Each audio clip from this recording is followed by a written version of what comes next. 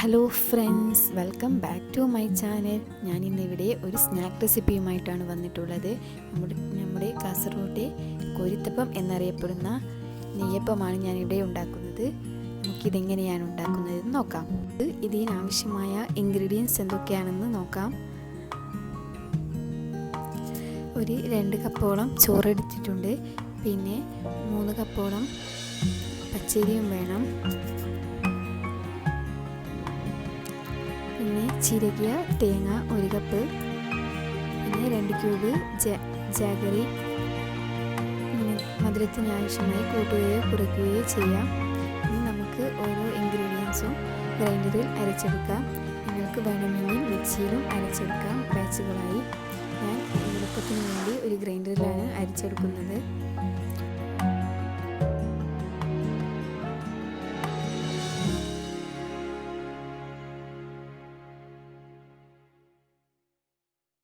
ഇനി നമുക്ക് മധുരമൊന്ന് ബാലൻസ് ചെയ്യാൻ ഒരു സ്പൂൺ ഉപ്പും കൂടി ചേർത്ത് കൊടുക്കുക. ഇനി നമുക്കിത് നൈസായി അരച്ചെടുക്കാം.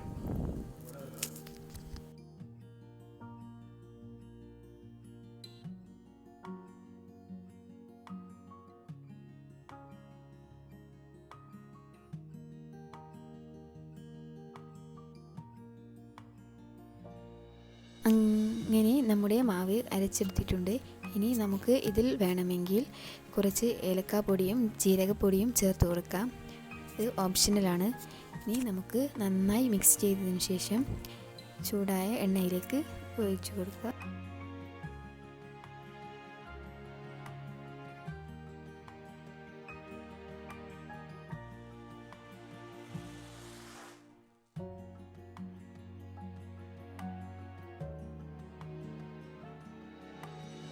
നമുക്ക് ഓരോ നെയ്യപ്പവും ഇങ്ങനെ ചുട്ടെടുക്കാവുന്നതാണ്.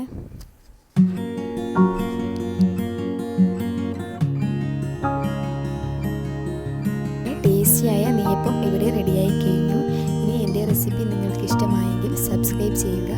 പിന്നെ തൊട്ടടുത്തുള്ള ബെല്ലൈക്കൺ അമർത്തി ഓൾ എന്ന ഓപ്ഷൻ സെലക്ട് ചെയ്യുക. എങ്കിൽ മാത്രമേ നിങ്ങൾക്ക് പുതിയ വീഡിയോസിൻ്റെ നോട്ടിഫിക്കേഷൻ ലഭിക്കൂ.